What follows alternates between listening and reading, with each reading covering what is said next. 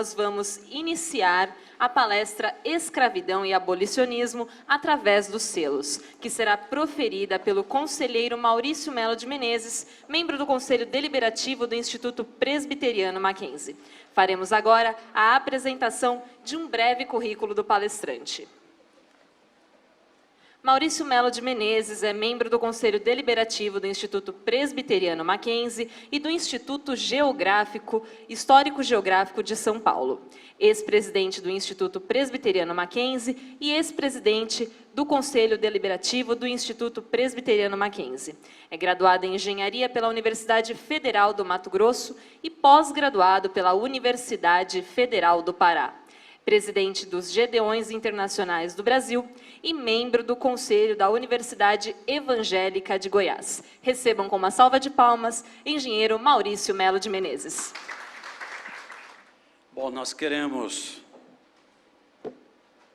agradecer de coração ao CEFT, na pessoa da professora Lídice, o convite honroso de poder estar aqui com vocês nessa tarde para falar um pouquinho sobre os caminhos da liberdade, como um dos temas desse importante simpósio.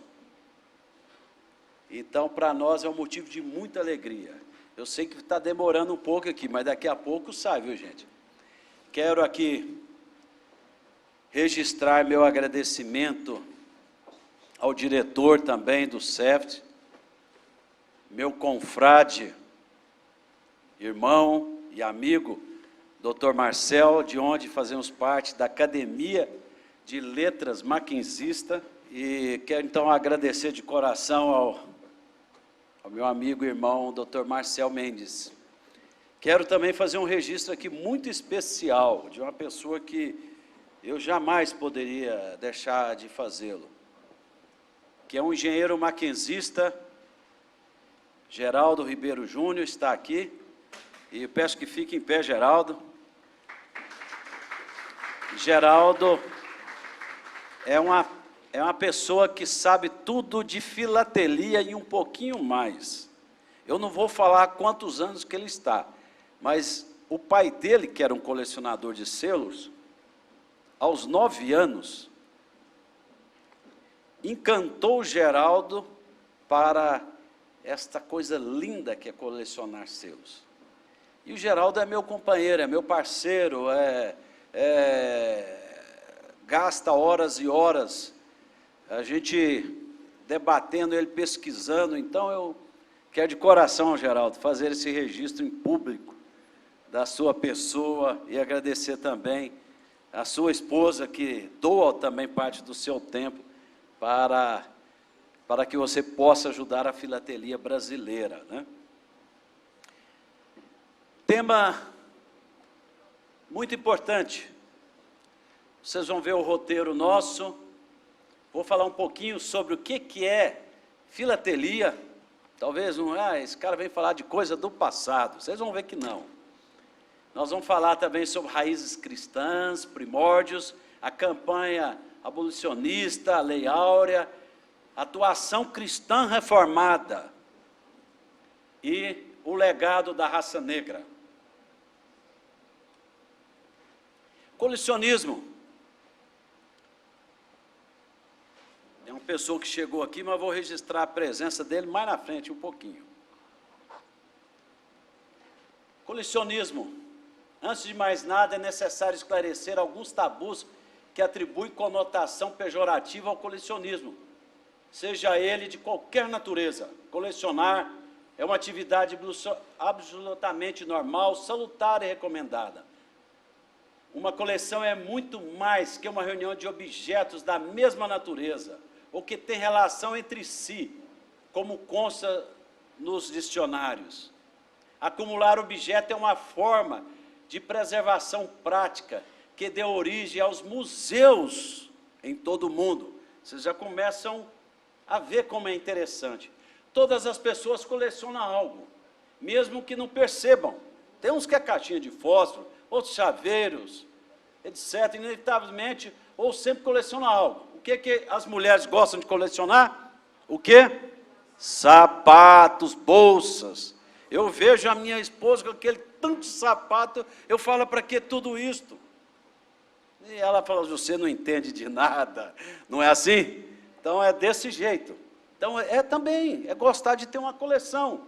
Filatelia é um ótimo antidepressivo. Cadê o nosso pessoal do curso de psicologia? Também é um antidepressivo. Única química que tem é no selo, na fabricação. Sabe? Então, é a tinta que tem. A única coisa que possa ser nociva, e não é, porque aquilo é tão pouquinho. Milhões colecionam selo em todo o mundo. Não é apenas um simples hobby, ou simplesmente entretenimento. A filatelia vai muito além disto. Atividades organizadas, são quase 100 federações nacionais em 100 países.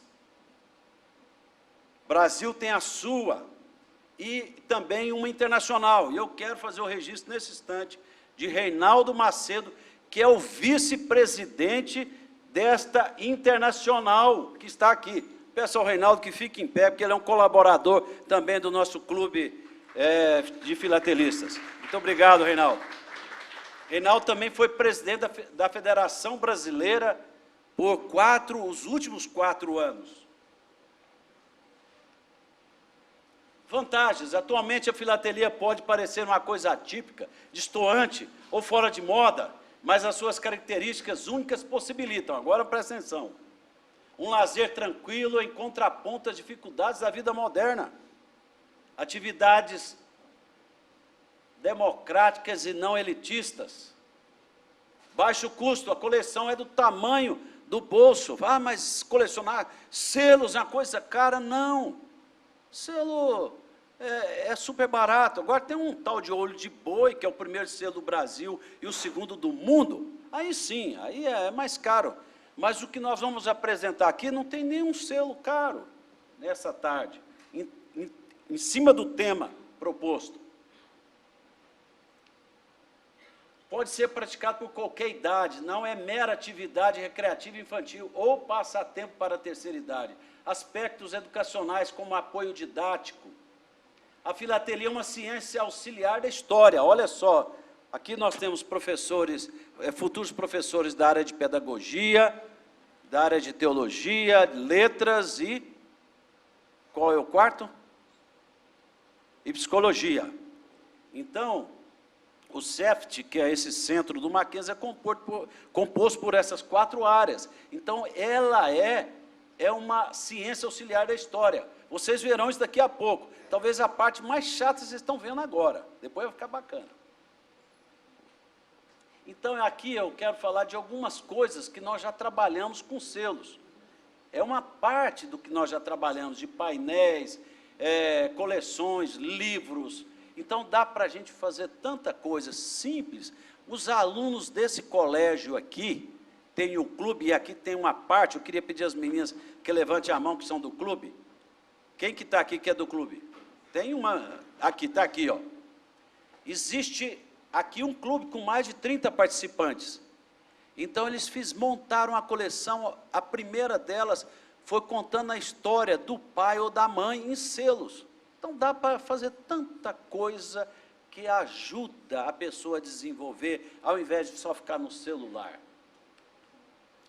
E agora nós vamos entrar no nosso tema. E eu quero mostrar para vocês os caminhos da liberdade.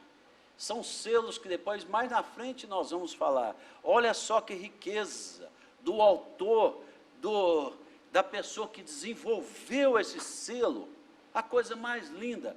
Está aqui a mãe, na época, eu vou falar, mais na frente eu vou citar, né, quando houve a abolição. Aqui esse marco, uma coisa triste, que eu vou falar mais na frente. Para quem não sabe o que é isso aqui, ó, nós vamos falar daqui a pouco. Raízes cristãs. Nós vamos começar a nossa palestra falando sobre as raízes cristãs, dentro desse tema nosso tão importante. Cristo declarou que ele veio para pregar o evangelho aos pobres, proclamar libertação aos cativos, dar vida aos cegos e pôr em liberdade os oprimidos, ou em outras versões, os cativos. Aqui está a Bíblia de Lutero, um selo da Alemanha. A Bíblia faz menção à escravidão na Epístola de Paulo aos Gálatas, no Novo Testamento. Para pôr em liberdade, foi que Cristo nos libertou. Permanecei, pois, firmes, e não vos submeteis de novo ao jugo da escravidão. Então, em muitos lugares que fala da escravidão. O grande inglês John Wesley, a escravidão é uma vilania nojenta,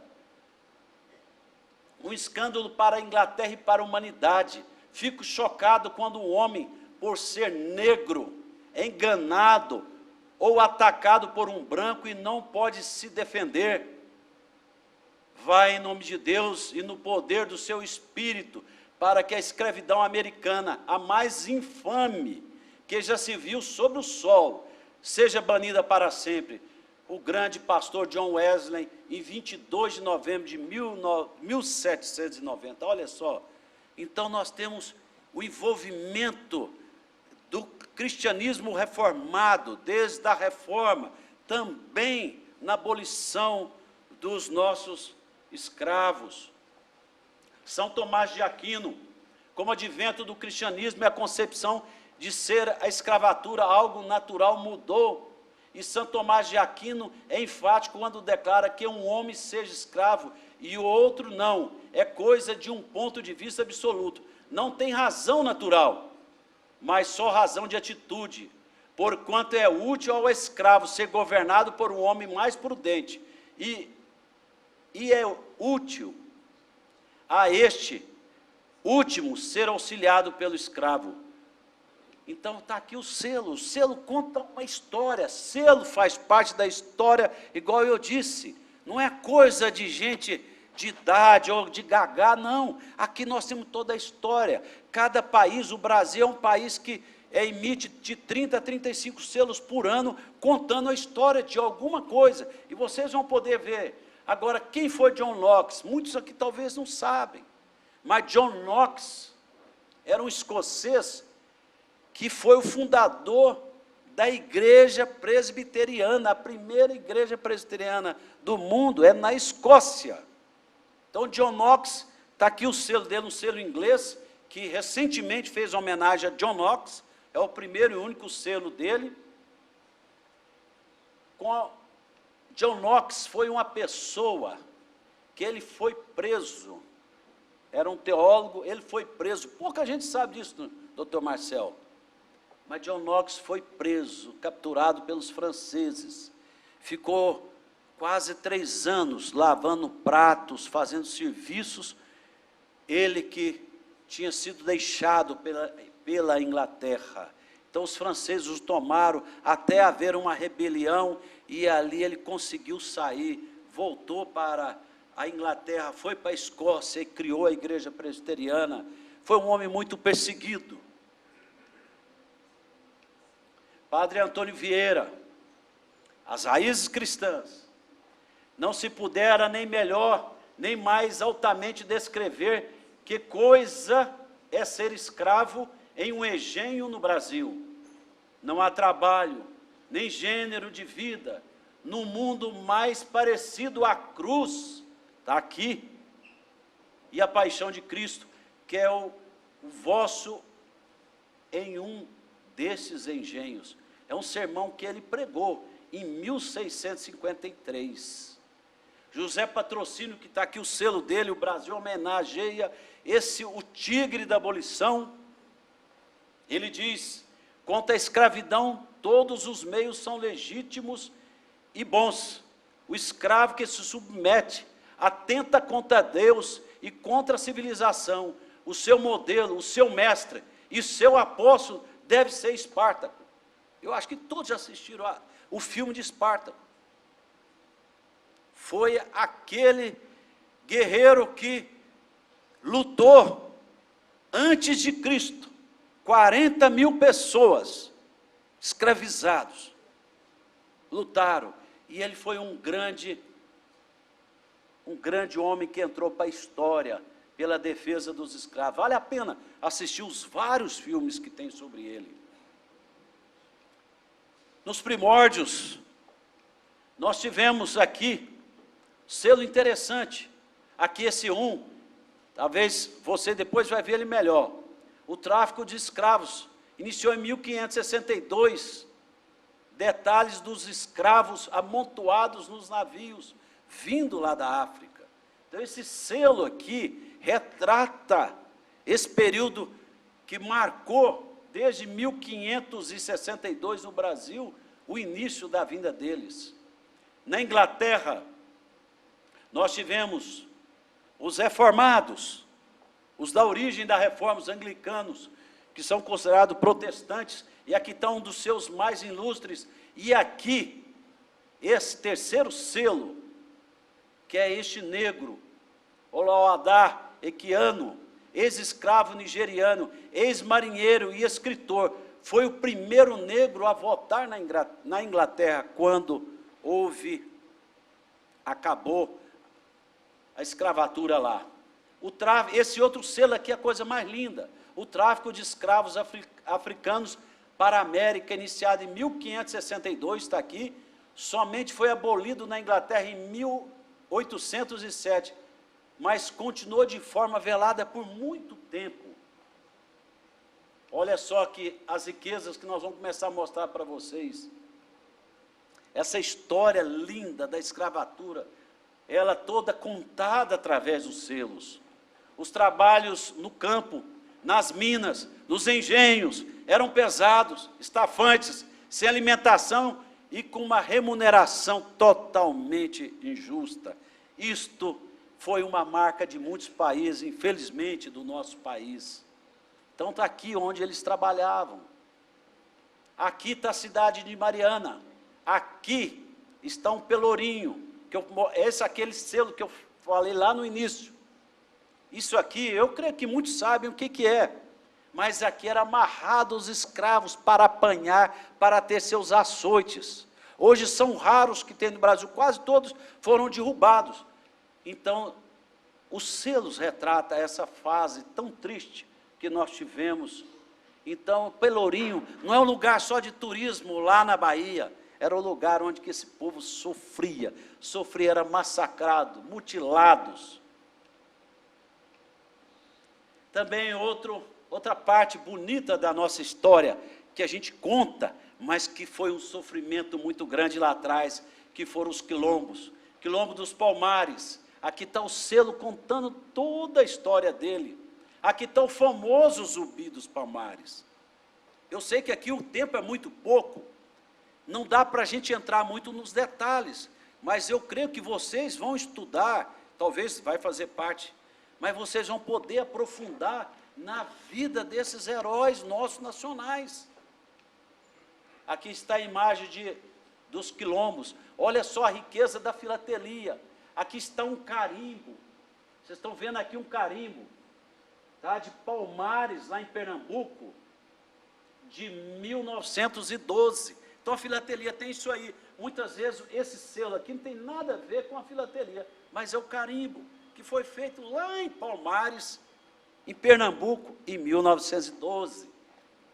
Os escravos fugiam e formavam comunidades livres. Aqui é a definição que eu coloquei sobre os quilombos, né? Em locais distantes, os quilombos, como hierarquia e costumes próprios, eles formavam sua própria identidade, quando eles conseguiam fugir para um lugar distante, quando eles não eram capturados. Era um símbolo de resistência e manutenção da sua cultura.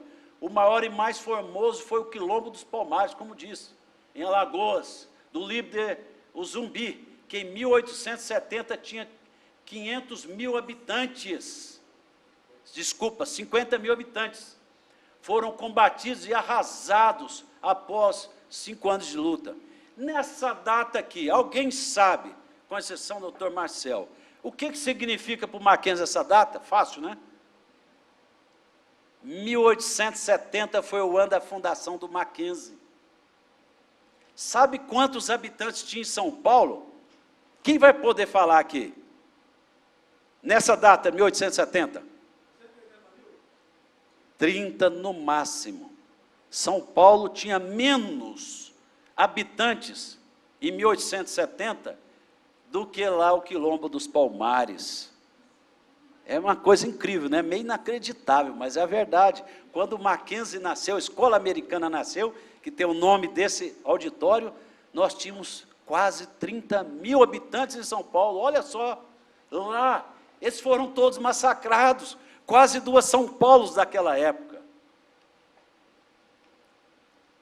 Esse é um selo lindo lá de Goiás, é uma comunidade quilombola em Cavalcante, e aqui nós estamos mostrando um dado, que espalhado pelo todo o nosso Brasil, nós ainda temos aí entre 2 a 3 mil comunidades quilombolas. Agora vamos entrar na outra parte. Essa parte vocês vão gostar muito também. José Bonifácio, o grande José Bonifácio, que também tem tudo a ver com o Mackenzie. Depois eu vou contar um pouquinho por que ele tem a ver com o Mackenzie. José Bonifácio, o precursor, em 1824, esse grande homem brasileiro, uma das figuras mais importantes da história do Brasil, José Bonifácio de Andrade e Silva, um mineiro, meu conterrâneo, mas brasileiro igual todos nós. E ele escreveu aqui como, com a escravidão, nunca o Brasil aperfeiçoará as raças existentes. 1825, generosos cidadãos do Brasil, que amais a vossa pátria, sabeis que sem a abolição total do infame trágico da escravatura africana e sem a emancipação sucessiva dos atuais cativos, nunca o Brasil firmará sua independência nacional e segurará e defenderá a sua liberação constitucional, da sua Constituição. José Bonifácio, por que eu falo que ele tem uma ligação forte com o Mackenzie? José Bonifácio era um brasileiro que escrevia para os principais jornais da Europa. Aí, um dia, lá nos Estados Unidos, um tal de John Terrell Mackenzie, que é o nosso benfeitor maior, viu um artigo de José Bonifácio, que ele falando sobre as ferrovias brasileiras. Estou saindo um pouquinho fora da palestra, mas não podia deixar de falar desse homem, porque ele tem tudo a ver com Mackenzie. E através desse escrito, John Terrell Mackenzie, que é um advogado famoso de Nova York, que nunca veio ao Brasil, não conheceu aqui a escola americana,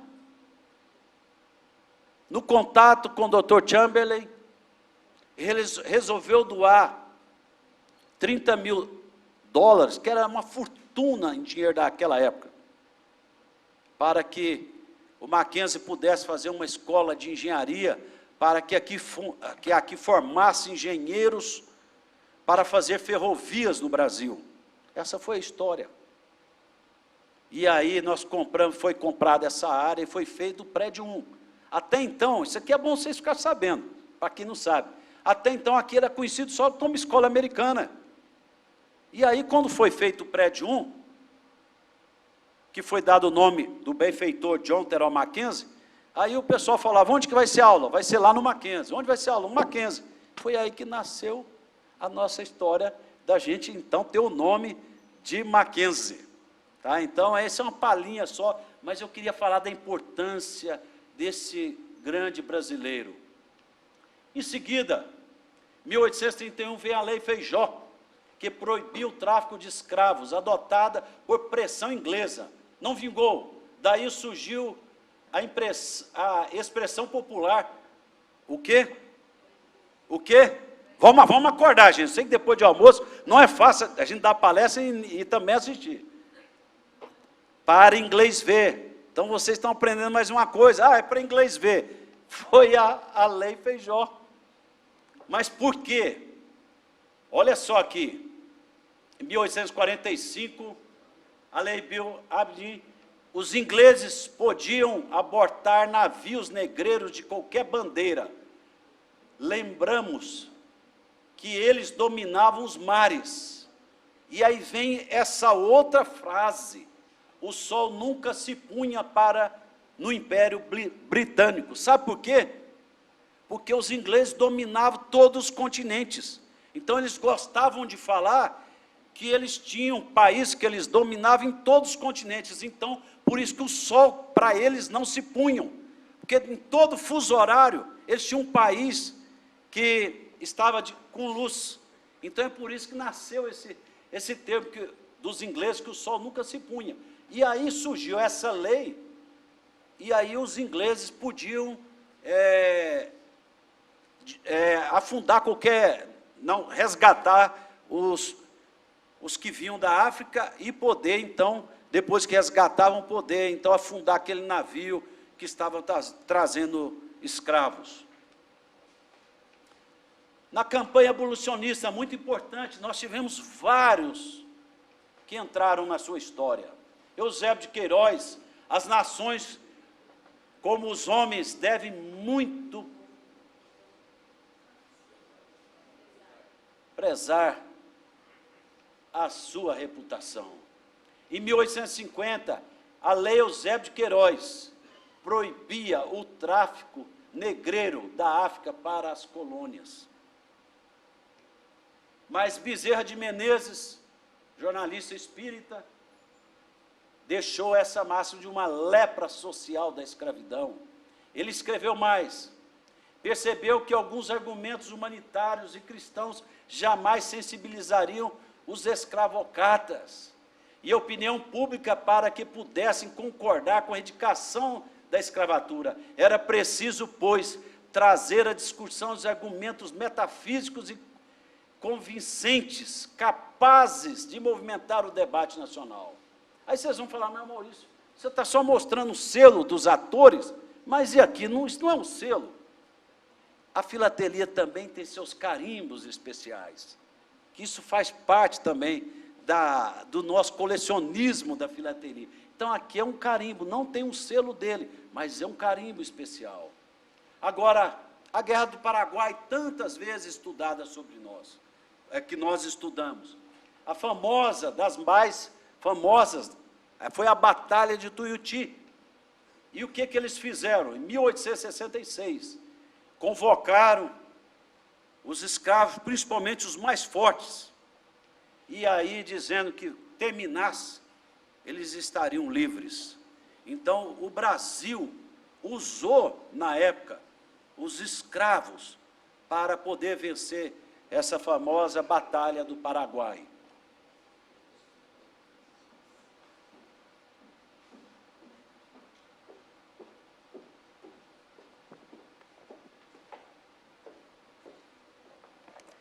Auriverde pendão de minha terra, que a brisa do Brasil beija e balança, estandarte que a luz do sol encerra, e as promessas divinas da esperança. Tu, que dá liberdade após a guerra, foste hasteado dos heróis na lança.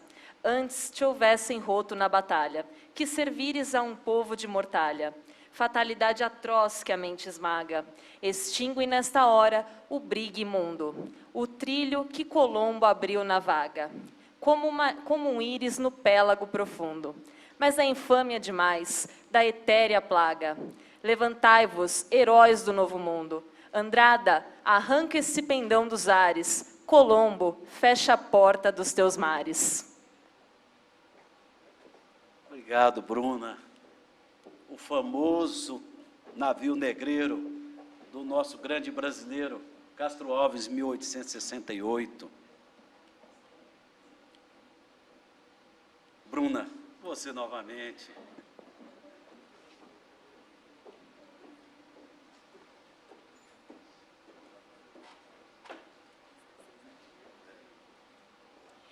De dentro da senzala, escura e lamacenta, aonde o infeliz, de lágrimas em fel, de ódio se alimenta, tornando meretriz.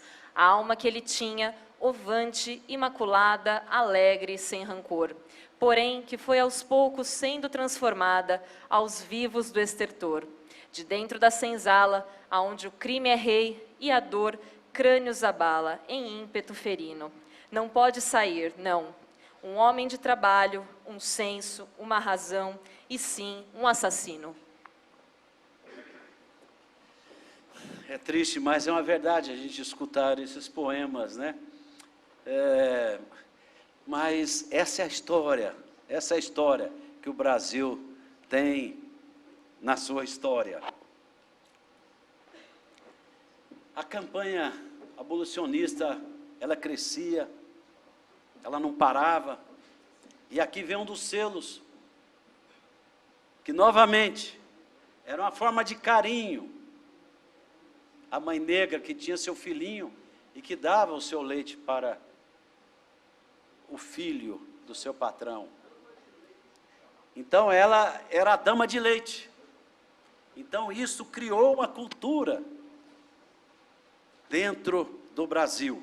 Eu mesmo,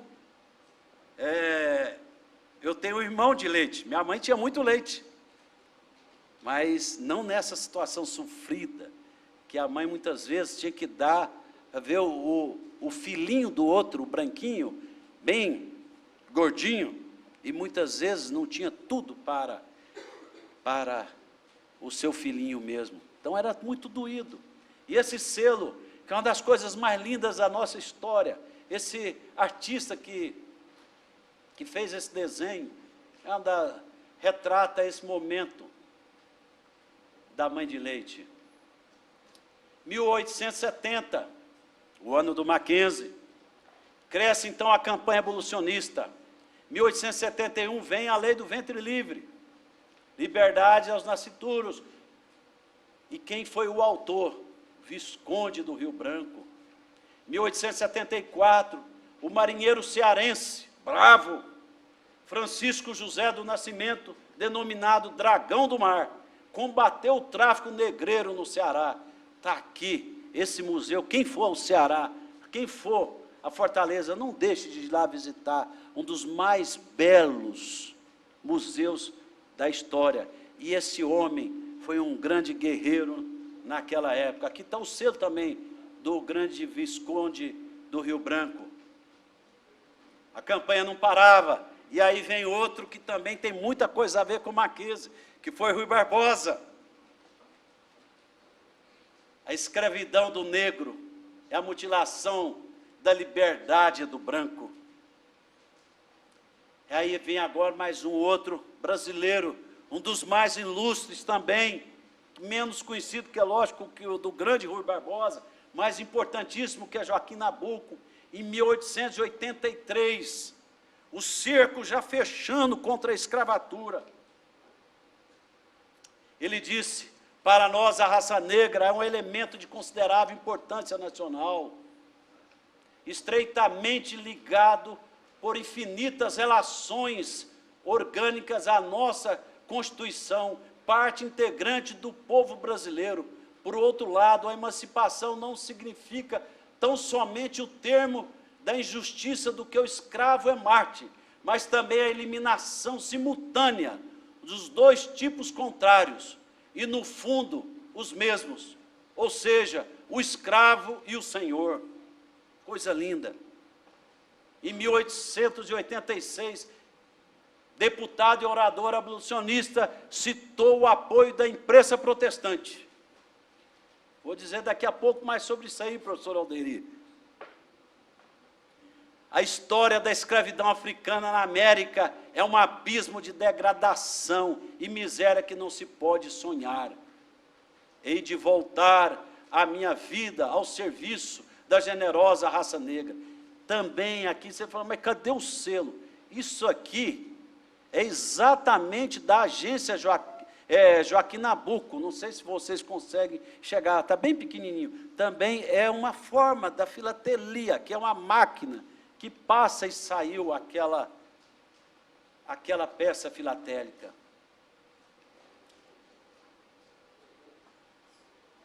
Voltou. Olha só que coisa linda. Os precursores, cidades e estados que anteciparam a lei da abolição. Poucas vezes nós sabemos disto. Em 1883, a libertação dos escravos em Mossoró, está aqui a data. Aqui é um carimbo também especial de Mossoró, que a gente não queria deixar sem nada, não tem o selo, mas é um carimbo lá da cidade. Em 1884, a libertação dos escravos no Ceará, conforme já falamos anteriormente, e está esse selo lindo aqui, olha só que coisa linda. As são quebradas. Também no Amazonas, em 84, a mesma coisa aconteceu.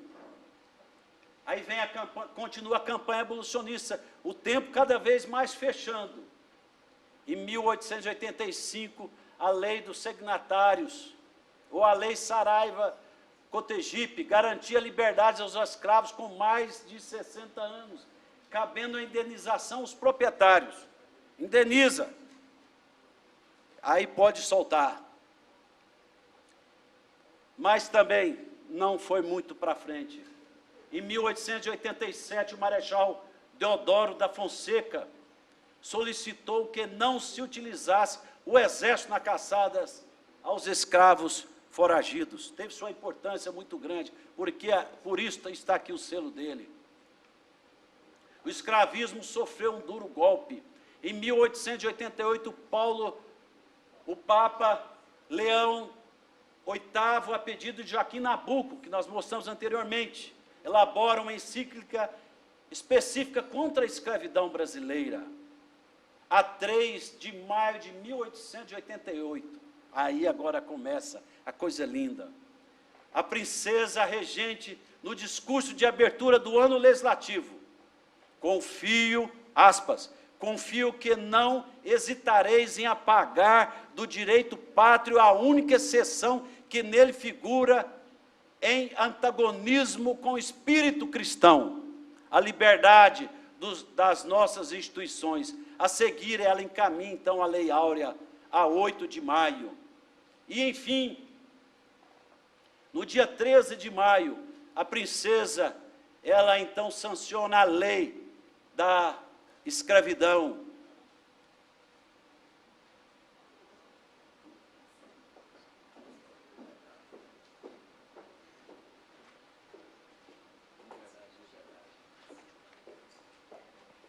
Nós nem cremos que escravos outrora tenha havido em tão nobre país. Hoje o rubro lampejo da aurora acha irmãos, não tiranos hostis. Somos todos iguais ao futuro, saberemos unidos levar nosso augusto estandarte que puro brilha ovante da pátria no altar. Liberdade, liberdade, abre as asas sobre nós, das lutas na tempestade, dá que ouçamos tua voz. Obrigado, Bruna. Esse hino, poucas vezes conhecido, o hino da República, tem várias estrofes, nós só lemos a segunda estrofe e o coro. Então, no dia 13 de maio de 1888, aqui tem um carimbo que faz, igual eu disse, faz parte da história. Essa aqui é a agência 13 de maio. Aqui, então, está Dom Pedro II, que também tem tudo a ver com o Mackenzie. Para aqueles que não saibam, Dom Pedro II esteve aqui na escola americana. E ele ficou encantado. Por que ele ficou encantado?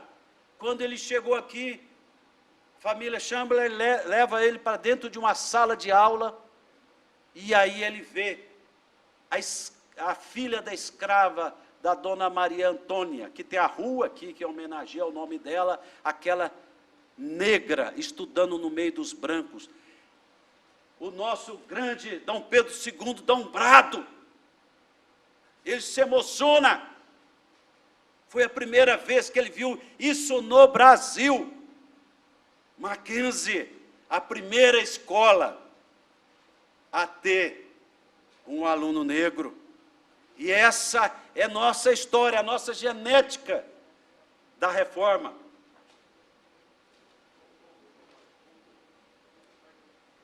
Então, aqui saiu esse selo, que é a coisa mais linda, que retrata o dia 13 de maio,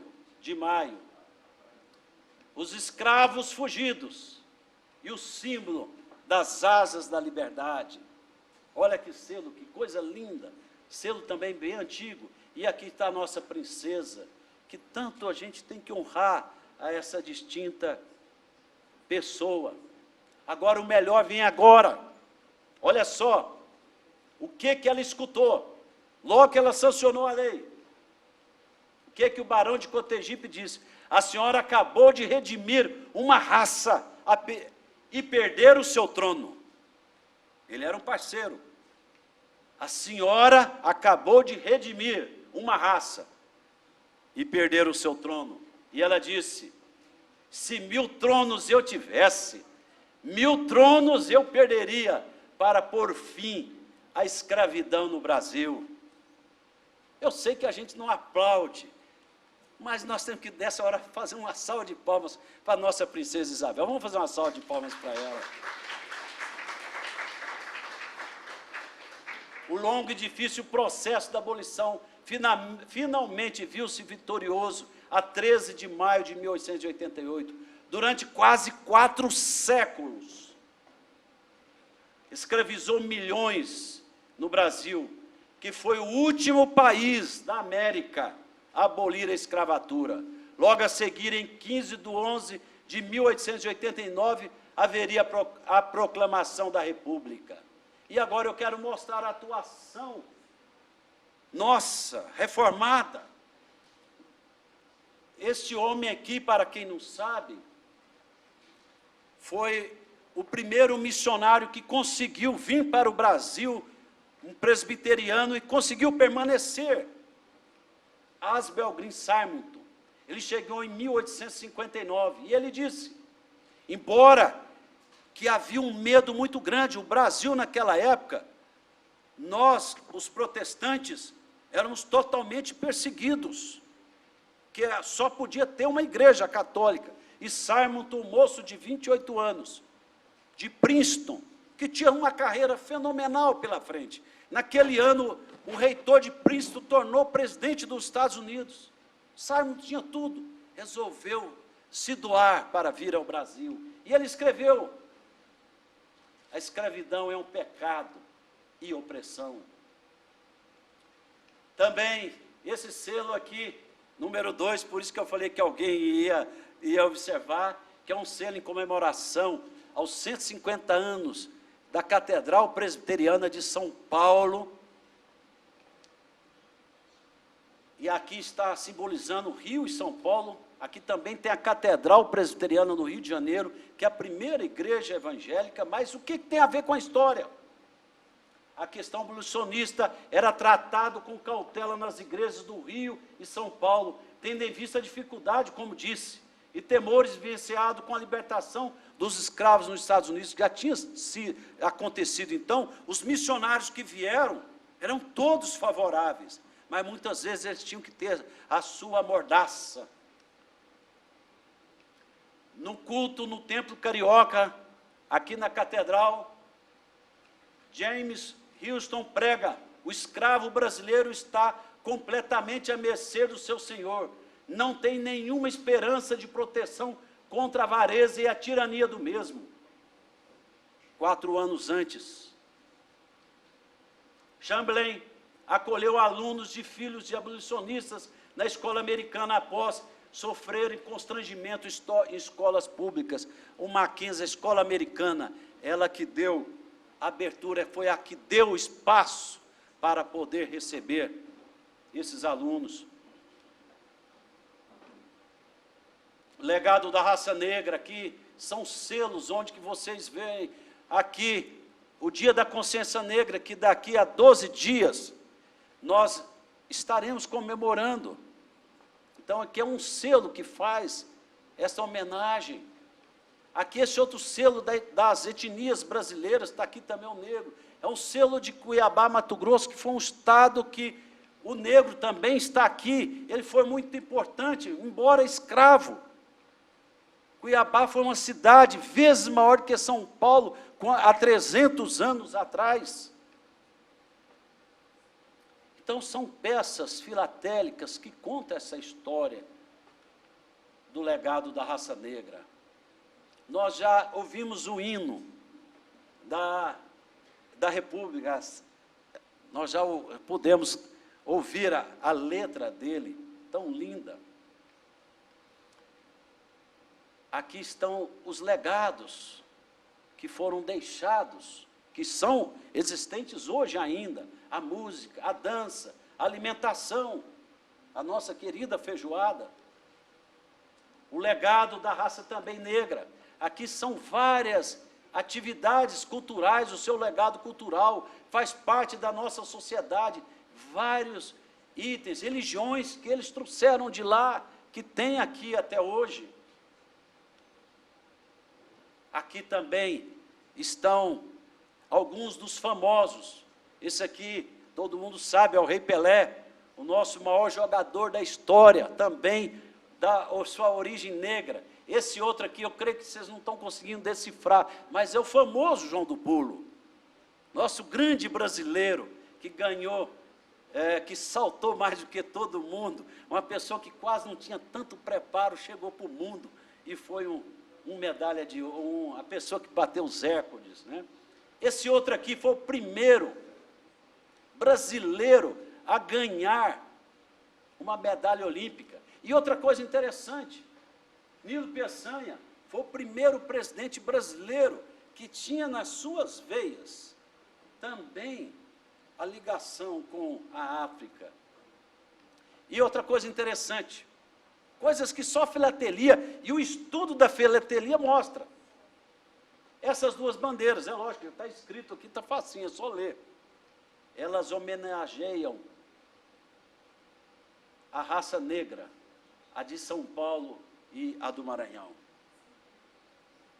E por fim, aqui está um retrato, um painel, um retrato de todo esse caminho da liberdade. Tá? Então, isso aqui é uma construção de toda essa palestra, ela vem passando em todos os seus momentos. Então, essa riqueza aqui, eu quero dizer para todos vocês que estão presentes, não vai ter sorteio, sabe por quê? Todos vão ganhar um exemplar na hora de sair, tá? No tamanho A3, feito numa gráfica.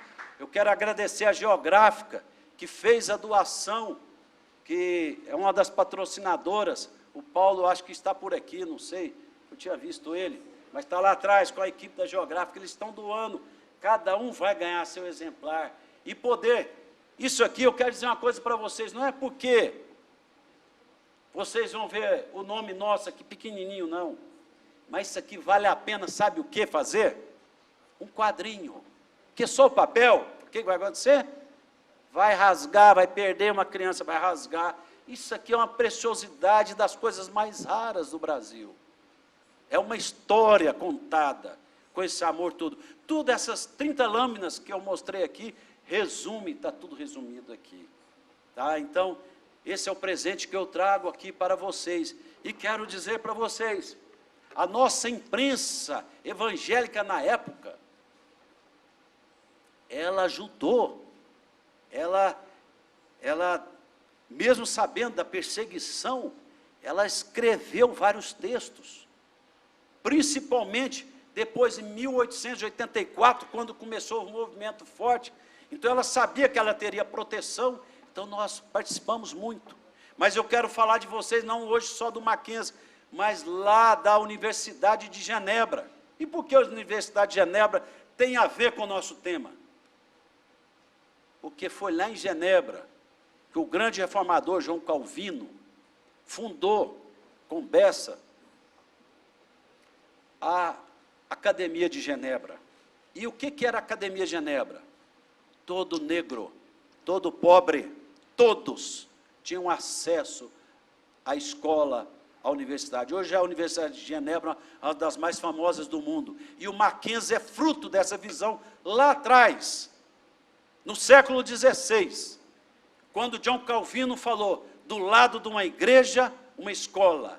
Então nós, os cristãos reformados, presbiterianos, sempre tiveram no seu DNA a liberdade, o ensino. Naquela época, no século XVI, 95% da população não sabia ler nem escrever. E João Calvino, então, iniciou do lado de uma igreja, uma escola. E o Mackenzie é fruto, porque de Genebra foram para os Estados Unidos. E dos Estados Unidos trouxeram para o Brasil. E o Mackenzie tem esse orgulho de falar que é a primeira escola brasileira que pôde receber negros, pobres, aflitos, sofridos. E essa é a nossa genética até os dias de hoje. Mackenzie é isto. Então, por isso que Deus tem abençoado muito Mackenzie, porque a nossa história faz parte. Se nós não podemos falar mais, porque nós éramos perseguidos na época, nos últimos 4 anos fomos ativos, mas o Mackenzie é isto. Eu quero agradecer aqui o carinho desse importante centro da nossa instituição, que deu essa oportunidade de podermos falar da abolição e mostrarmos algo que talvez vocês não conheciam. O que é usar o selo? A riqueza que dá para fazer, de tantos temas que dá para fazer. Isto para o jovem, para o médio, para o veterano, para o sessentão igual eu sou. Então dá para a gente brincar bastante. Eu quero agradecer aqui de coração, mais uma vez, ao Geraldo, à Geográfica, a professora Lídice, nossos grandes parceiros que têm nos ajudado. Quero agradecer a Filatelia do Mackenzie, a Filatelia da FIP, igual disse Reinaldo aqui, representando todos os filatelistas do Brasil e do mundo, e falar por final, de cada 10 pessoas na Europa, 1 coleciona selos, como cultura, como lazer, para a gente estudar. Imagina um estudo desse aqui, quantas horas, tanto que você pode melhorar o seu ensino. Então, não deixe de também fazer uso da filatelia. Quero agradecer aqui de coração e dizer que a professora Lídice depois vai ter mais um prêmio. Agora, já chegaram? Então, deixam aqui comigo, então, por favor. Vocês vão ganhar um exemplar, ele é um papel de excelente qualidade. Por isso que eu acho que vale a pena fazer um quadrinho. Se você não quiser, dá para uma pessoa, mas dá no quadrinho. Não deixa perder não isso aqui, porque isso aqui é horas e horas e horas e horas de estudo, de pesquisa, disso e daquilo. Então, outra coisa, da filatelia, nós fizemos, em 2012, lançamos esse livro. Eu não tenho mais edição em português. Se Deus permitir, o ano que vem vamos soltar a 2ª edição. Esse aqui é em inglês. Então, a editora Mackenzie está doando para esse seminário 10 exemplares que vão ser sorteados, são 9, que um vai para o clube, eu quero te chamar você para vir aqui receber, que é o Clube do Mackenzie de Filatelia, que essa aluna está conosco há 5 anos no clube, não é isso, professora? 5 anos, então ela vai aqui receber o livro dela.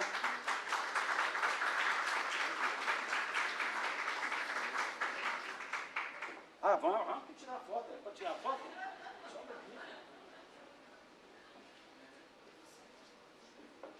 Então, professora Lídice, com a palavra, eu quero pedir desculpas de não poder ficar para o debate, mas eu falei para a professora Lídice que o meu parceiro vai estar aqui, e se tiver tempo para o debate, que eu estou em reunião do Conselho do Mackenzie, nós estamos estudando o orçamento para 2019, então, eu quero agradecer aqui de coração. Vocês podem ter certeza, eu saio talvez muito mais feliz do que vocês que tiveram essa paciência de ficar 1 hora aqui me escutando. Meu muitíssimo obrigado, que Deus abençoe a vida de cada um. Obrigado.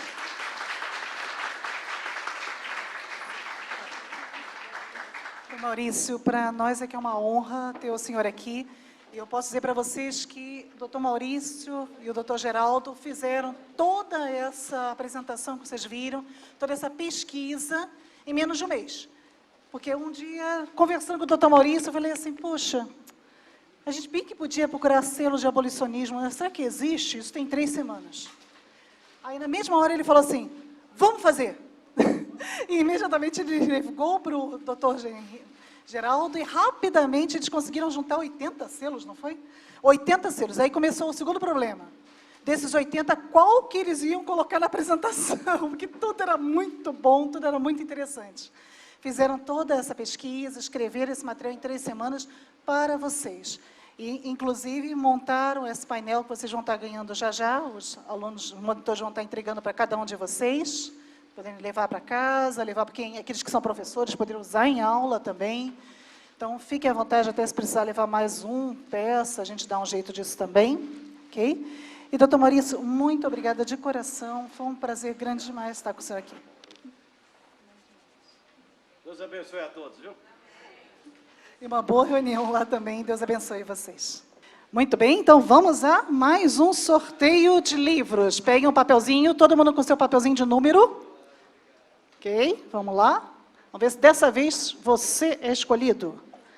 Número 60. 60 aí, de primeira, muito bem.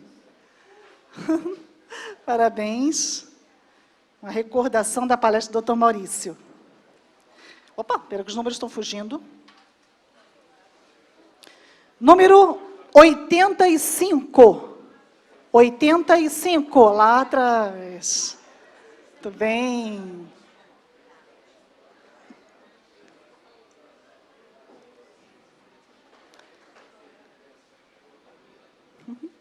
Próximo, número 8.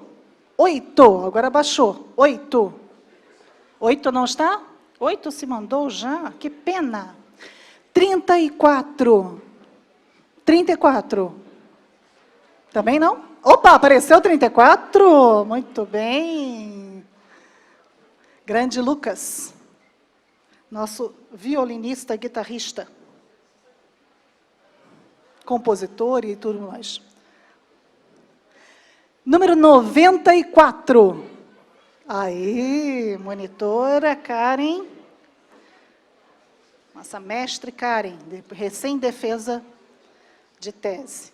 33. 33. É você? Não, eu sou 35. Joga aí, joga aí. 33 não? Então vamos misturar, que o Dimas botou mais alguns aqui. 83. Opa! Agora está saindo tudo lá atrás. Muito bom.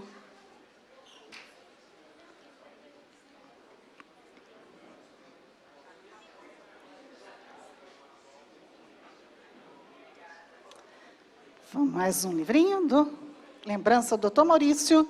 Número 17. 17. Agora um na frente, para variar um pouquinho.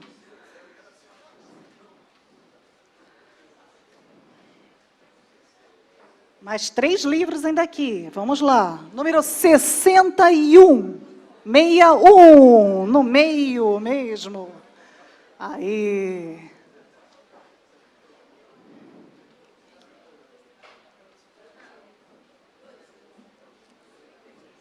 Próximo.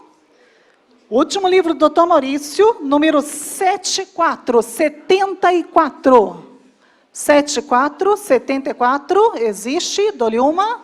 74, 2, 3, pronto. Vamos ver a outra. 2. Número 2. Aí, muito bem. E mais um livro, Mackenzie em 3 séculos. Mackenzie em 3 séculos. Sorteando nosso último livro deste momento. Ainda tenho esperança de chegar ainda mais livro ainda para sortear. Vamos lá. Número 6, meia dúzia. Meia dúzia? Meia dúzia, apareceu. Muito bem. Bom, vamos dar uma pausa novamente nos sorteios de livros. E a palavra volta para a Linda Bruna. Obrigada, professora Lídice. Parabéns aos ganhadores do livro Stamps of the Reformation. E agora vamos iniciar a palestra Protestantismo, Abolicionismo e os Negros no Brasil, que será proferida pelo reverendo Marco Davi de Oliveira.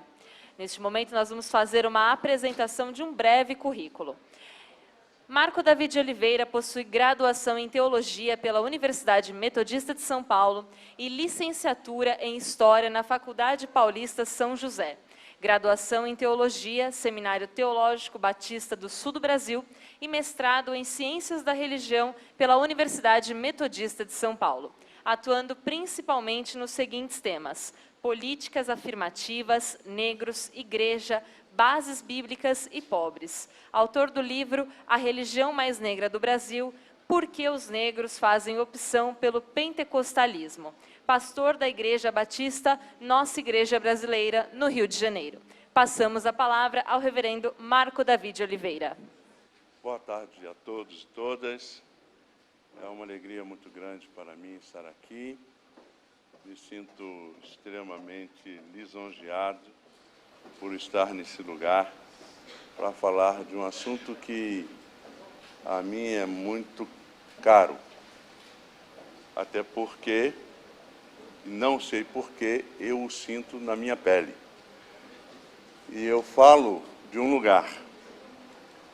Eu falo de um lugar, sobretudo, como uma pessoa negra. Eu falo de um lugar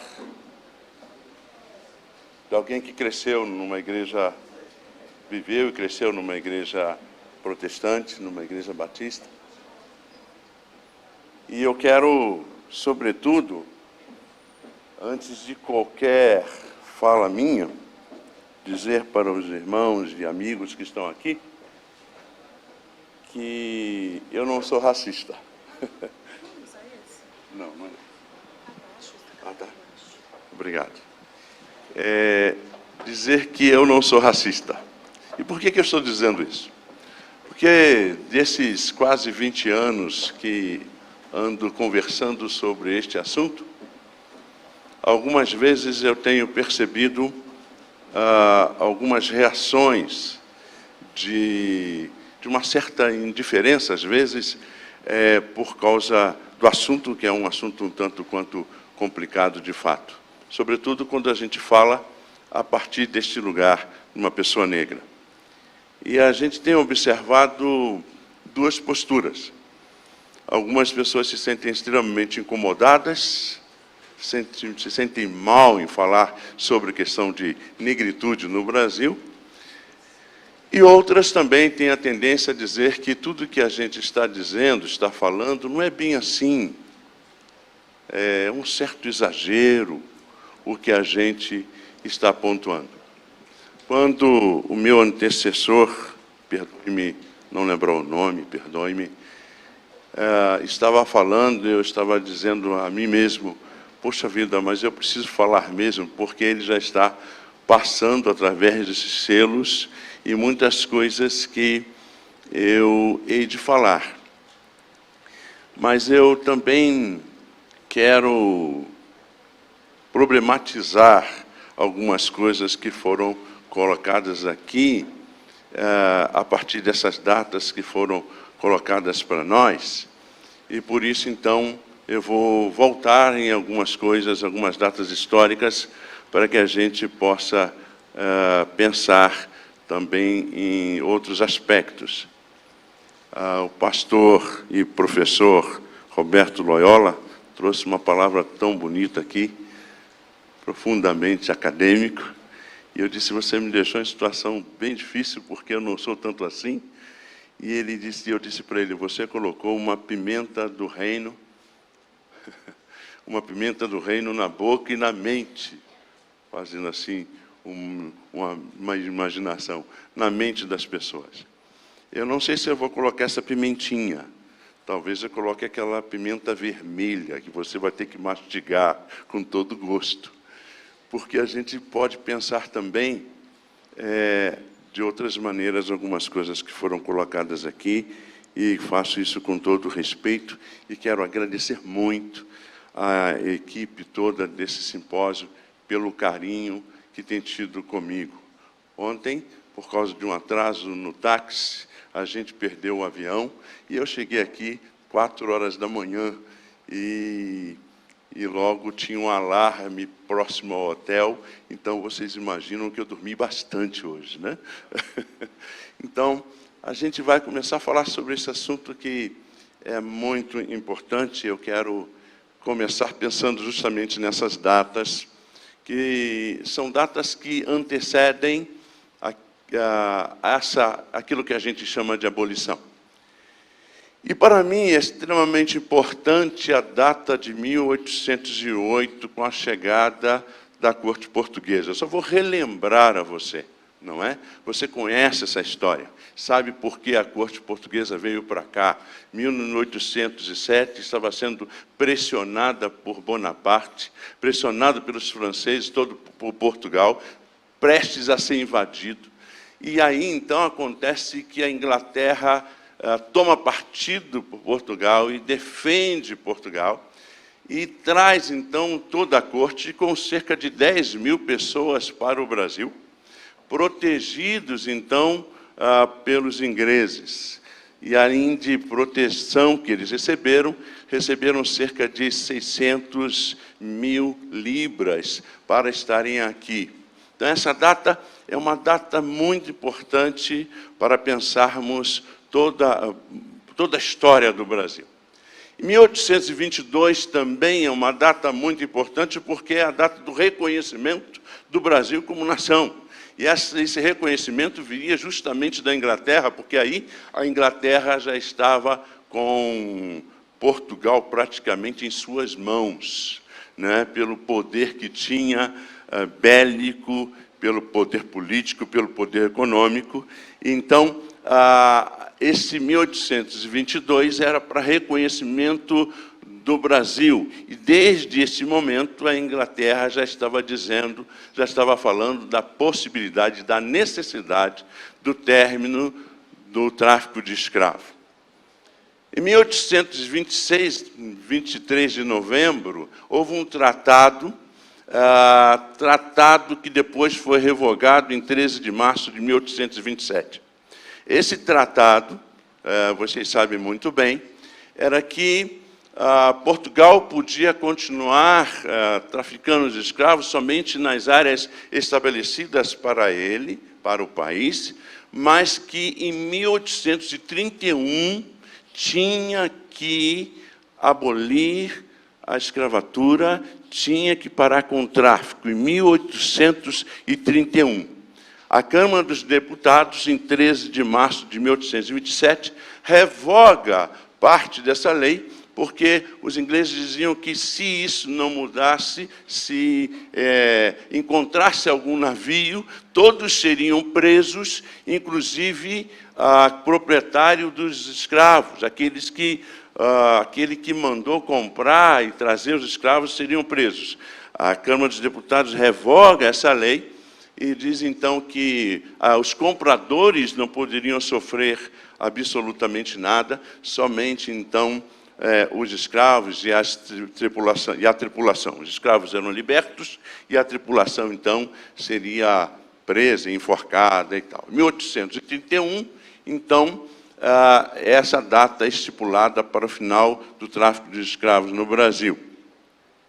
Obviamente, no Brasil é comum, essas datas não são estabelecidas, mas não são cumpridas, essas leis, e até que surgiu aquilo que o professor acabou de dizer, a lei Bill-Harbin, que é 1845, que foi uma determinação do governo inglês que, se encontrasse, então, navios portugueses ou brasileiros no Atlântico, todos seriam presos, o capitão seria enforcado e tudo isso aconteceria. E, inclusive, seriam julgados por um júri inglês. Então, isso em 1845. Também antecedeu a abolição em Cuba, 1886. Em 1886 também houve a supressão da pena do açoite do Código Penal. Pena do açoite do Código Penal. Então, essa supressão era uma forma de segurar essa situação para chegar até a abolição. Estou só passando algumas datas rapidamente por causa do nosso tempo. Em 1850, então, veio a Lei Eusébio de Queiroz, de 4 de setembro. 1850. É decretado o término do tráfico de escravos no Brasil. Mas é interessante que mesmo em 1850 surge a Lei da Terra. Por isso que eu coloquei leis para inglês ver e para o preto gemer. Leis para inglês ver e para o preto gemer. Porque é interessante, como eu faço aquela luzinha aqui, eu não sei fazer essa luzinha, mas é interessante que em 1850 surge a Lei da Terra. E a Lei da Terra determinou que os mais pobres, sobretudo os pretos, não podiam comprar terra. Vocês já ouviram a expressão grilagem? E como surgiu a grilagem? Os senhores de terra daquela época, a terra era pública, eles expandiam as suas terras, e eles colocavam, então, documentos retroativos. Onde é? Aqui? Ah, beleza, ótimo. Obrigado. Obrigado. Eles colocavam, bonitinho, viu? Eles colocavam, então, documentos com datas anteriores e colocavam esses documentos nas gavetas cheias de grilo. E automaticamente este papel ficava amarelado. E eles apresentavam esses documentos com datas retroativas e diziam: ó, essa terra é minha há mais de 50 anos. Daí surgiu essa expressão grilagem no Brasil. 1850, essa lei foi uma lei terrível que perdurou depois, até após a abolição, porque ainda assim os negros não podiam adquirir suas terras.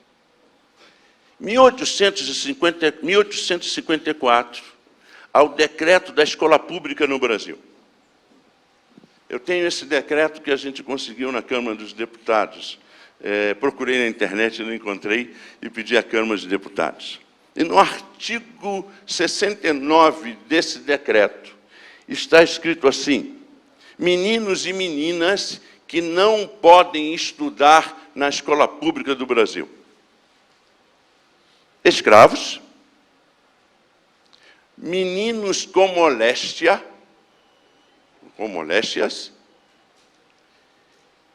e meninos e meninas não vacinados. A Mary Karashi escreveu um livro, Vida de Escravo, em 1808 a 1850, e ela fala um pouco sobre a saúde. E, pasmem, os meninos pretos não podiam ser vacinados. Logo, pegavam moléstia. Então, a mesma escola pública no Brasil não foi feita para gente negra. E aí é interessante que esta é uma situação, você pode ver justamente lá no decreto. Esta lei também está no escopo desta lei para inglês ver, até chegar, então, na Lei Áurea, tão aplaudida por muitos. Aí surge, então, aquilo que já foi dito da Guerra do Paraguai, não vou nem entrar em detalhes, porque senão vou ficar chovendo no molhado das expressões usadas. Aí surge, então, uma outra lei, a lei do sexagenário, está escrito ali errado, né? O sexagenário, que é 1885. 1885. Uma lei que determinava que os negros, chegando a 60 anos, estariam completamente libertos. Hoje graças a Deus, nós melhoramos bastante. Temos mais ou menos aí uma possibilidade de vida entre 75 e 80 anos, hoje. Você imagina nessa época? quantos negros, depois do tronco da chibata, chegariam a 60 anos? 1871, 28 de setembro, veio a lei do ventre livre, que também já foi dito aqui. Essa lei aqui é muito interessante, que diz que, a partir daquele momento, toda criança negra nascida estaria livre. Amém? Estou aqui numa universidade confessional, vou dizer um amém, como pastor também que sou. Mas aí, meus queridos irmãos e amigos, eles eram libertos somente com 21 anos. Libertos mesmo, porque só podia ser liberto quando atingisse a maioridade. Então foi outra lei para preto gemer. E aí surge aqui em 1886, 1880, 1886, as charqueadores de Pelotas e os escravos. O Brasil era um grande produtor de charque, principalmente, obviamente, no sul do país. Pelotas ficou rica com este produto. E era muito interessante que os escravos, inclusive, foram alforriados. Mas eles eram alforriados se eles não saíssem das fazendas. Se eles saíssem do limite circunscrito a eles, eles continuariam escravos. Mais uma lei. E aí vem, então, a Lei Áurea, 1878, que, na verdade, já era fruto de pressões, não é? Várias pressões, desde a libertação do Haiti, a libertação de Cuba, a própria pressão dos ingleses. E aí surge, então, a Lei Áurea, que, na época, libertou cerca de 800 negros, não é? Porque muitos já tinham conseguido a sua alforria, muitos já tinham sido libertos, como a gente vai ver, como já foi dito, a gente vai voltar, em alguns estados brasileiros também. Mas foi uma vitória para os abolicionistas que conseguiram esse êxito, algo fantástico de fato, nesse país, com uma possibilidade, uma perspectiva política, foi algo extraordinário, mas a gente tem que fazer a pergunta se de fato isso aqui aconteceu para a população negra. Porque a questão não é o dia 13 de maio, a minha pergunta é o dia 14. Como que ficaram os negros no dia 14? Bom, e aí depois da Lei Áurea, surgiu uma lei chamada Lei da Vadiagem. Então todas as pessoas que estavam depois de 10 horas da noite nas ruas seriam presas. No Rio de Janeiro, diz a Mary Karachi, muitos negros ficavam andando nus pelas ruas, completamente perdidos. E após a abolição também, isso aqui aconteceu, embora muitos negros já haviam aprendido muitas profissões, botânica, advocacia, muitos já haviam aprendido muitas coisas, aprendido com muitas profissões.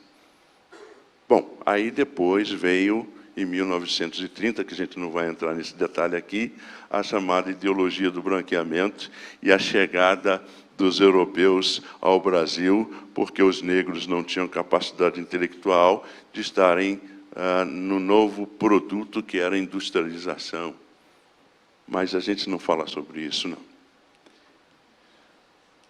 Eu disse que eu ia problematizar.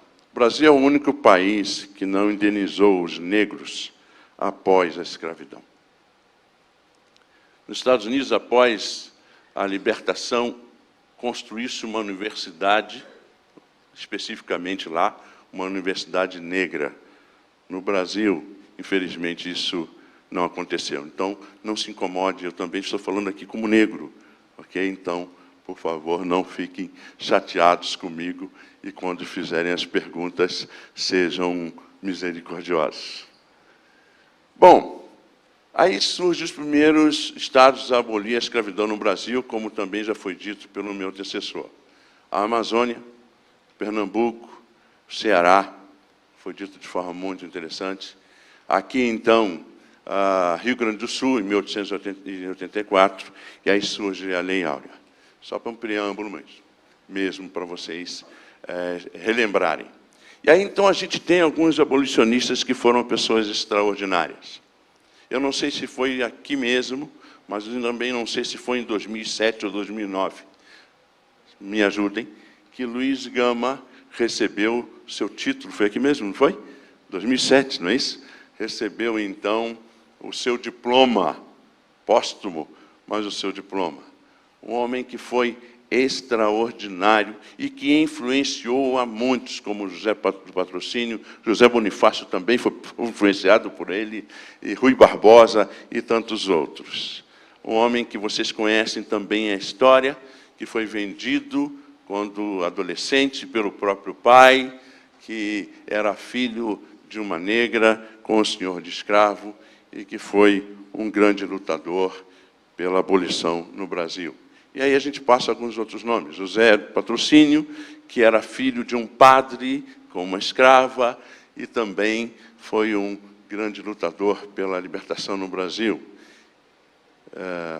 José Bonifácio, que acreditava que a abolição, a escravatura deveria ser retirada do Brasil gradativamente para que os senhores não perdessem suas economias.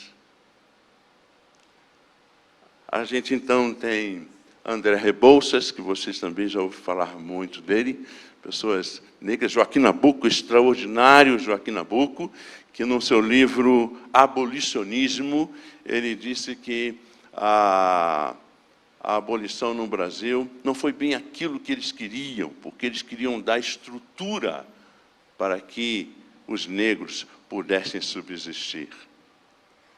E a gente, então, tem Antônio Bento, que foi, com certeza, aquele que deu sequência depois de Luiz Gama na liderança do abolicionismo. E, obviamente, não coloquei aqui, mas a gente tem o Rui Barbosa, que foi um sujeito extraordinário, que entendia, inclusive, que a chegada dos protestantes no Brasil era muito boa, porque os protestantes que vieram, então, da Europa, sobretudo, e aqueles que também vieram dos Estados Unidos, eles tinham a compreensão da liberdade, da solidariedade, então eles deviam ser aceitos. E aí, então, Rui Barbosa, eu passo por ele. Rui Barbosa, ele, antes de passar, Rui Barbosa, ele foi aquele que queimou todos os documentos relacionados à escravidão no Brasil. Vocês lembram disso? Ele não fez isso por maldade, né? Ele fez isso como ministro da Fazenda, preocupado que os senhores de engenho fossem pedir indenização por cada cabeça. Então, ele queimou isso já na República, que surgiu em 1889. Então, ele, como ministro da Fazenda, deu a ordem de queimar toda a documentação. E aí é uma coisa que foi boa, por um lado, no sentido de que ele estava protegendo o governo da época, mas para nós negros foi um pouco complicado, porque nós ficamos sem saber de onde viemos, que origem é a origem dos pretos nesse país. Sabemos de várias origens, como está escrito lá em Os Africanos do Brasil, escrito por Nina Rodrigues, escreveu um livro clássico muito bom, chamado Os Africanos do Brasil, onde ele fala sobre as várias nações africanas que vieram para o Brasil, apesar de, na sua introdução, ele dizer, nós já sabemos que os negros são inferiores, apesar dele, Nina Rodrigues, acreditar que os negros deviam ser julgados e a pena no Brasil deveria ser estipulada de acordo com a raça. Então, os negros eram inferiores, logo, eles tinham que ter uma pena sempre maior, dizia Nina Rodrigues, como médico legista que ele era. Não é? Mas o livro Os Africanos do Brasil é um livro extraordinário, mas nós não sabemos qual é a nossa origem. E aí, esses abolicionistas, a gente tem que mostrar, dizer isso mesmo, porque eles usavam de algumas estratégias que talvez alguns de nós nem fosse gostar muito. Havia, sim, uma desobediência civil. Havia, sim, eles faziam reuniões clandestinas, escondidas, tinha uma certa desobediência civil. Havia sabotagem da propriedade dos escravos, porque muitos quilombos, nós temos cerca de 3.500 quilombos no Brasil, não sei se vocês sabem disso, São Paulo são 85 quilombos, muitos quilombos tiveram a ajuda de muitos desses abolicionistas. E também as relações com os ingleses, eles mantinham contato constante com eles para dar continuidade a esse projeto abolicionista. E também, então, tinha como objetivo muito claro, eles tinham objetivos muito claros para os negros no Brasil. Escola. Eles lutavam para dar consistência, subsistência, ascensão aos negros no Brasil. Reforma agrária. Por isso que surgiram muitas leis pós-abolição que impediam a compra de terra também da população negra. E sistema de oportunidades. Eles tinham isso em suas mentes. Os abolicionistas eram pessoas de fato extraordinárias e sabiam, e para mim, dentro da perspectiva da graça comum, sendo agora bem reformado, estavam sendo, obviamente, usados por Deus e com uma visão do reino de Deus, dos valores do reino. Mas aí surgiram alguns problemas da abolição que a gente não pode deixar de frisar. Problemas estes que, para mim, permanecem até hoje. Então, a gente tem a não inclusão dos negros na sociedade. Aí você diz, mas o que é isso? Os negros estão inclusos. Eu não estou dizendo de agora, mas a não inclusão dos negros na sociedade, porque os negros continuaram a ser caracterizados como inferiores durante muito tempo. A própria academia criou o conceito de raça, com Gabineau. A própria academia criou o conceito de raça. Graças a Deus, a gente é uma raça só, não é? Biologicamente falando, somos uma raça só. Sociologicamente falando, de uma perspectiva social, é óbvio que a raça ela está presente nesse Brasil. E o construto social do Brasil tem a raça como fundante. Para mim, as ações, inclusive políticas neste país, tem a raça como a base principal. E aí, então, a inclusão dos negros na sociedade, discriminação sistêmica. E aí me faz pensar a diferença aqui entre racismo, discriminação e preconceito. É óbvio que você sabe disso. Eu tenho preconceito, um conceito antecipado diante de algumas coisas, não é? Eu sei que eu estou falando aqui numa academia, mas vou contar uma história para vocês. Morei 16 anos aqui em São Paulo, eu entrei no ônibus e, de repente, 3 negros entraram com cabelo imenso, black imenso. Eu pensei comigo, Jesus, vou ser assaltado. Aí eles sentaram ao meu lado e começaram a falar, que coito maravilhoso, como Deus falou no meu coração. E Deus falou, toma, negão, na cabeça, seu preconceito sem vergonha, preconceituoso. O preconceito está com a gente. Racismo é uma doutrina que estabelece que uma raça é superior à outra. Uma raça é superior à outra. E existe a discriminação, que é uma discriminação sistêmica, mais geral. É por isso que, no Brasil, os negros estão sempre sob suspeição. O meu filho está no 4º ano de medicina. Meu filho fala inglês, fala francês, fala espanhol. Desculpa aqui falar do meu filho, Mas meu filho estava justamente em Fortaleza. E ele perguntou a hora uma senhora. A senhora segurou a bolsa e saiu literalmente correndo. Correndo.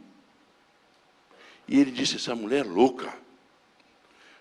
Mas ele pode ter todas essas possibilidades. Mas ele é preto. E no Brasil, os negros estão sob suspeição em todos os momentos. Eu sei que estou falando aqui, e você que é não negro, se incomoda. Eu sei, porque mexe com a gente. Não é bem assim, mas eu estou falando com os negros que sabem o que a gente experimenta. E esse racismo, que é um racismo estrutural, é um racismo que faz a gente ter tido, durante toda a nossa história, no Superior Tribunal Federal, somente um negro. É um racismo que faz com que, na época, Fernando Henrique Cardoso promulgasse uma lei que colocou no Exército Brasileiro o primeiro general negro, em 1995. Então, esse racismo estrutural que determina certas coisas em nossa sociedade. E aí surge, em 1889, a República, que me parece ter sido uma maneira de dizer àqueles abolicionistas que, na verdade, eles não venceram e que eles precisavam ficar presos no poder da oligarquia que existia naquela época. Bom, nesse período todo, a gente vê o protestantismo chegando, e aí chega o protestantismo de migração, o protestantismo de missão, e eu também não vou ficar muito tempo falando sobre isso, obviamente que não, mas a gente percebe, sobretudo aqueles que vieram dos Estados Unidos, fruto da Guerra de Secessão, Norte e Sul, e a questão da escravidão estava muito presente. Muitos que vieram de lá para cá, alguns continuaram, como a gente já ouviu aqui, abolicionistas, lutando contra a escravidão, e outros nem tanto, se adequaram àquela situação. Eu gosto muito de um texto de Robert Kelly, que ele fala para um escravocrata chamado Albuquerque que ou ele continuaria escravocrata ou ele sairia da igreja fluminense, aquela igreja congregacional lá no Rio de Janeiro. Não daria para ele ser escravocrata e ser membro daquela igreja. E tem lá no livro História Documental do Protestantismo Brasileiro, um sermão maravilhoso do Robert Callen, falando contra a postura daquele irmão. E aí surge, então, esse protestantismo de imigração que veio para cuidar dos seus, para tomar conta dos seus, tanto os luteranos, os anglicanos, valdenses, menonitas, entre outros, vieram cuidar dos seus, e depois, então, perceberam que aqui podia ser um campo de evangelização. Surge, então, depois, a igreja, as congregacionais, os presbiterianos, os Simonton, os metodistas, os episcopais, os batistas, que chegaram no Brasil trazendo escravos. Eu li uma carta de Anna Bagley, esposa do William Buck Bagley, e ela dizia assim: eu amo o Brasil, mas eu tenho nojo dos negros. Momentos da chegada, então, do protestantismo no Brasil, a gente vê os congregacionais com Robert Callen, que se aproximou, então, da elite brasileira para continuar fazendo seu trabalho. A gente vê, então, a chegada, tomara que essa data esteja certa aqui, vocês presbiterianos não briguem comigo, com a postura do Simonton, que para mim tinha uma postura muito abolicionista, tinha uma postura muito de tentativa de reverter essa situação. Os metodistas, os batistas, que na verdade antes de William Buck Bagley chegou Thomas Brown Jefferson, chegou no Rio de Janeiro falando em Urubá, e ele foi considerado subversivo, teve que voltar para os Estados Unidos, porque ao invés de ele pregar o evangelho para os brancos, ele falava a língua dos pretos, então ele foi considerado uma pessoa perigosa, e a gente então vê a chegada também dos episcopais.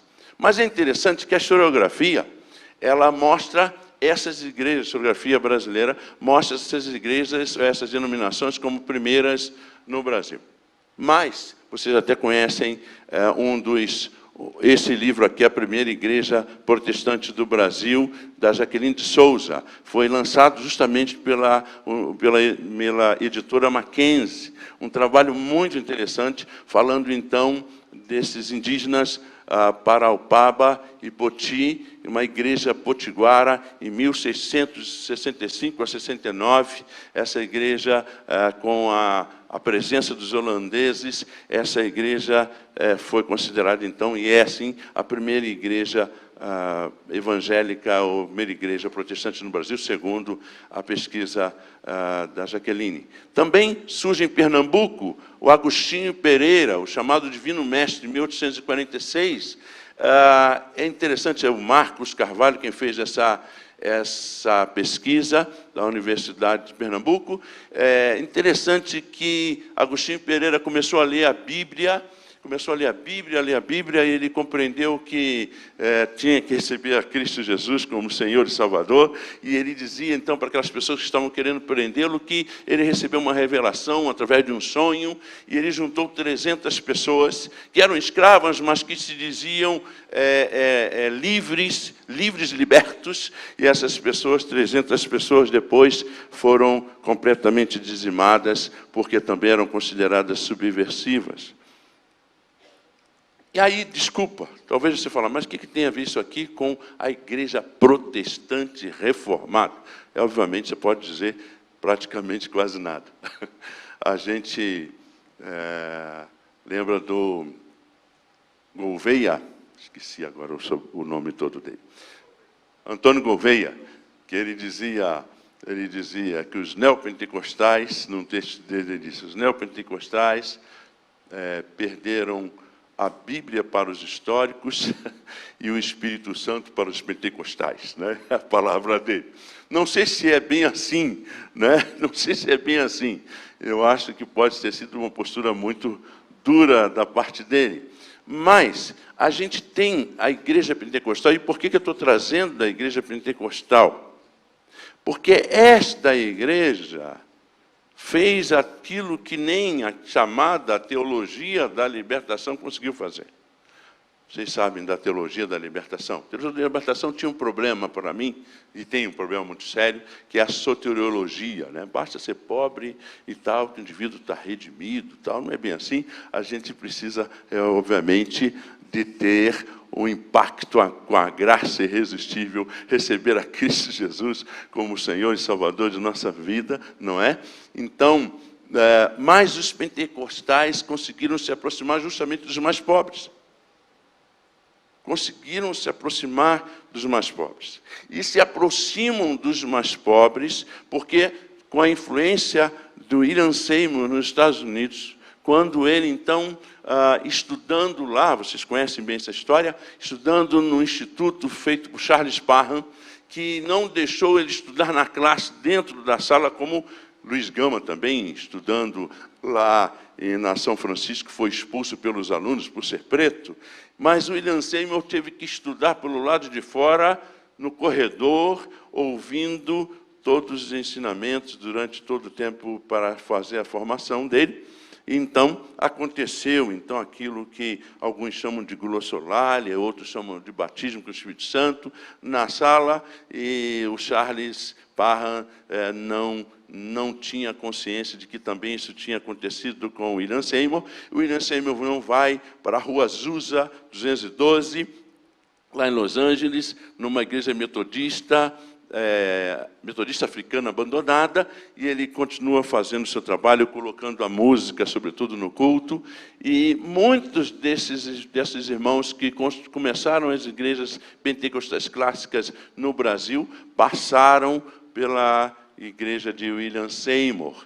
E é interessante, então, a gente perceber essas igrejas, que a Igreja Cristã do Brasil, a Igreja Assembleia de Deus, e outras igrejas que experimentaram uma aproximação maior das pessoas pobres do Brasil, sobretudo, das pessoas também negras. Aí surge esse grupo que eu chamo de autóctone, que é a Igreja Brasil para Cristo, Igreja Deus é Amor, essas igrejas também que têm dialogado com os mais pobres do país e, sobretudo, a igreja que fala também com os pretos. A Assembleia de Deus, voltando um pouquinho, é a igreja que tem o maior número de pessoas negras no Brasil.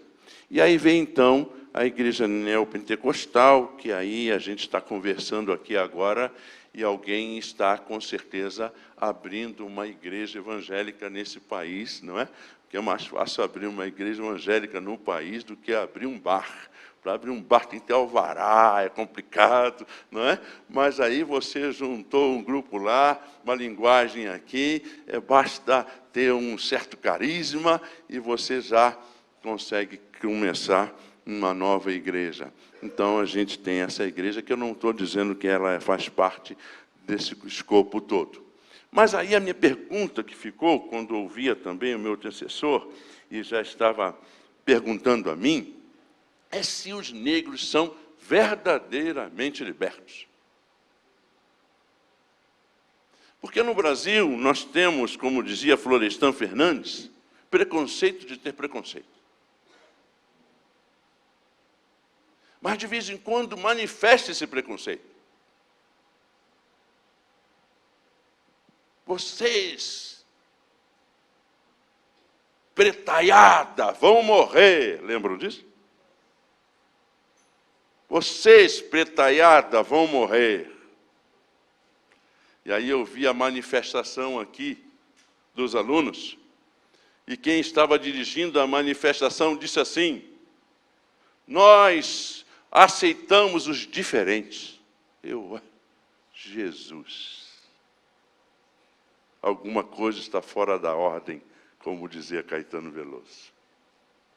Eu estou lendo vários livros maravilhosos, inclusive um dos livros é o livro do professor Marcel. Estou aprendendo muito. Estou lendo também sobre o protestantismo rural, da professora Lídice. E recebi também, como presente, o livro da Inês Borges, sobre confessionalidade. A busca de uma ética. E aí, a gente percebe que tem muito trabalho para ser feito aqui. Tem muito trabalho para ser feito aqui. Eu sei que talvez eu nunca mais volte. O pastor Marcel pediu para eu contar, agora está na conta dele. O professor Marcel. Pastor também, né? Não, professor Marcel. Eu estudei aqui um semestre de filosofia. E, de repente, eu descobri que, se eu cantasse no coral, eu teria 100% de bolsa. Eu, com essa voz aveludada, voz bonita, vou cantar no coral. E fui lá para o prédio do coral e conversei com o rapaz. E eu estava entre uma aula e outra. E eu daria correndo, porque eu estava atrasado. Querendo ao banheiro, subi de 3 em 3 para chegar ao banheiro. Quando eu chego no prédio 25, se eu não me engano, no andar do banheiro, 2 seguranças atrás de mim. E aí chegaram e disseram assim para mim: e aí, grande? Na quebrada a gente já sabe o que é isso. E aí, grande? E eu falei assim: aí, grande? O que está acontecendo aqui? E aí o rapaz do prédio disse: calma, calma, calma, ele é aluno. Ele é aluno. E eu fiquei chocado. E eu fui para a sala, não vou citar o nome da professora. E a professora disse assim para mim: ah, Marco, é porque você correu. Oh. E eu disse: mas eu vi outras pessoas correndo aqui atrasadas, isso nunca aconteceu. Numa instituição confessional que busca uma ética adequada, uma moral ilibada, que valoriza as pessoas. Eu fui o terceiro caso, eu não fui o primeiro. Descobri que eu tinha sido o terceiro caso na instituição. Por isso tem muito o que fazer. E aí a minha pergunta é, os negros realmente foram libertos? E aí? A gente vê algumas coisas rapidinho aqui. Eu não tenho muito tempo não, né? Eu sei. O índice de desenvolvimento humano, vocês vão perceber aqui algumas diferenças e desigualdades entre brancos e negros, e aí eu vou colocar brancos ou não negros, como no Brasil, não sei se dá para dizer que todo mundo é branco, embora o Brasil é diferente dos Estados Unidos, não é uma questão biológica, mas é fenótipa, né? Fenotípica. Né? E é interessante porque a gente sabe quem são os brancos no Brasil, a gente sabe quem são os negros no Brasil. Mas é interessante que vocês podem perceber aqui, do índice de desenvolvimento humano, do ano 2000 e 2010, depois de 10 anos, os negros conseguiram ter um nível de qualidade de vida parecido com 10 anos anterior ao que os brancos tinham, segundo o IPEA. Vocês podem perceber isso. Será que nós somos, de fato, libertos? E aí você vê, então, desigualdade na área de educação. Eu não vou ficar repetindo os números, porque você já está observando isso. A longevidade, então a gente vê muito próximo, depois de 10 anos aqui, a gente percebe que os negros estão vivendo um pouco parecido aí com os brancos. Por teimosia, os brancos estão vivendo. A minha mãe tem 86 anos, e ela disse, mas e meu irmão? E eu disse para ela, morreu. E o outro morreu, e fulano morreu. Eu disse, mãe, a senhora está em vantagem, né? Já passou de 70, está no lucro, né? Está no lucro, mas está lá sobrevivendo pela graça do Senhor. Aí vem então, a gente vê a questão de renda, só para vocês também, não vou entrar nos detalhes, para que vocês possam observar as diferenças. Negros, brancos, negros, brancos. Esperança ao nascer, esperança ao nascer. E aí, então, a gente vê algo que mais me chama a atenção, que é a mortalidade, não é aqui ainda, a mortalidade até os 5 anos, 20,63%, 15%. Expectativa de anos de estudo, 18 anos de idade, você percebe um pouco das diferenças. Aqui, a gente também percebe 18 anos ou mais de porcentagem de analfabetismo, né? Os negros e os brancos. Olha como os negros estão ainda, pleno século XXI, em quantidade ainda maior de analfabetismo. No ensino fundamental, a gente vê que os negros atingem 47,78% em relação aos brancos, 62,14%. Taxa de frequência bruta do ensino superior, entre 18 a 24, 19,14. Isso não quer dizer porque os negros não querem estudar. As oportunidades são totalmente diferentes, tem que ter equidade nesse país. E a gente vê, então, aqui, 42%. E aí, algo que mais me assusta é justamente isso aqui. Morte por homicídio por cada 100 mil. O mapa da violência no Brasil, de 2016, mostra que diminuiu 3 dígitos de jovens entre 15 e 29 anos, brancos, mortos, assassinados por bala letal, por homicídio. E esse mesmo mapa mostra que os negros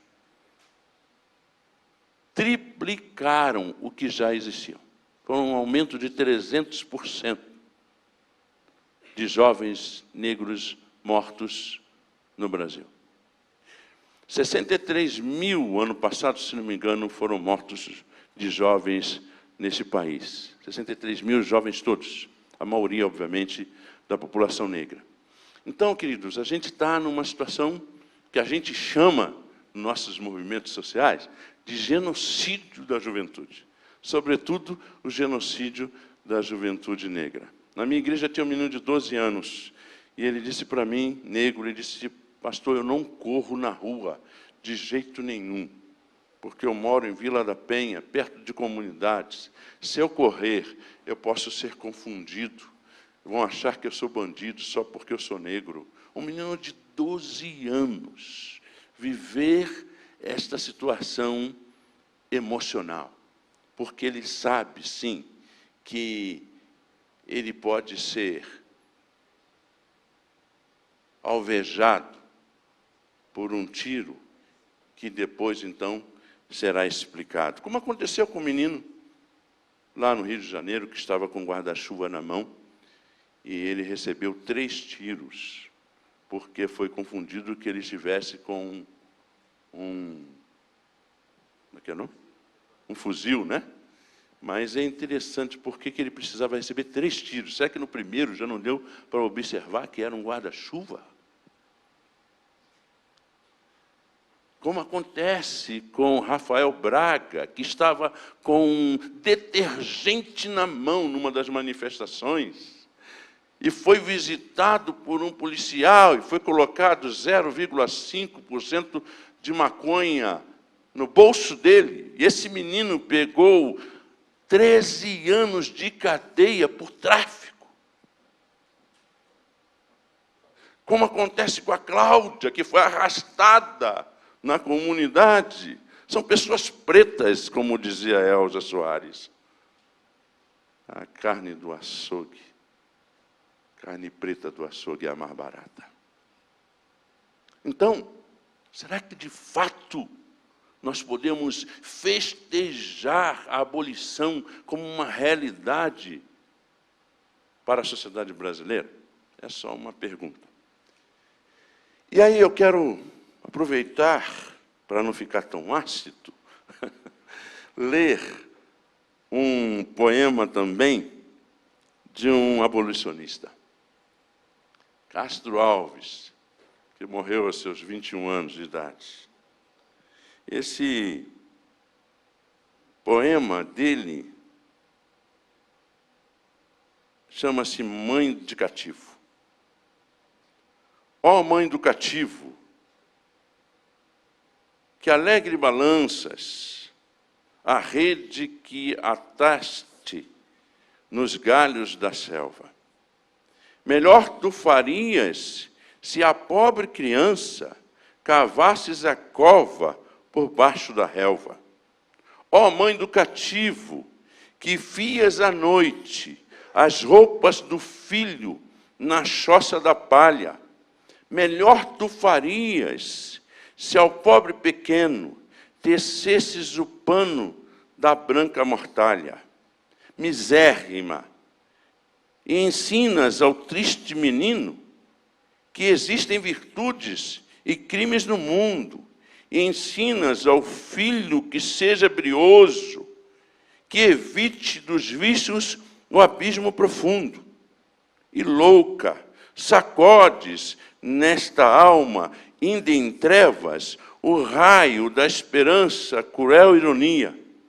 E ao pássaro mandas voar no infinito, enquanto que o prende cadeia sombria. Ó mãe, não despertes esta alma que dorme, com o verbo sublime do mártir da cruz. O pobre que rola no abismo sem termo, para que de sondá-lo que morra sem luz. Não vês no futuro seu negro fadário, ó cega divina que cegas de amor. Ensina teu filho desonra, miséria, a vida nos crimes, a morte na dor. Que seja covarde, que marche encurvado, que de homem se torne sombrio réptil, nem core de pejo, nem trema de raiva, se a face lhe cortam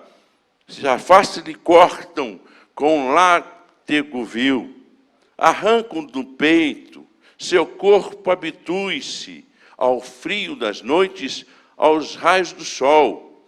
Na vida só cabe-lhe a tanga rasgada, na morte só cabe-lhe o roto lençol.